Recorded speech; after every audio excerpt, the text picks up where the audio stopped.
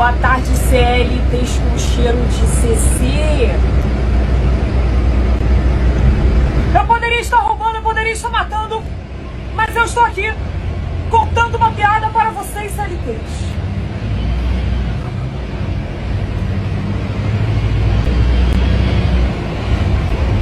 Vamos lá, hein?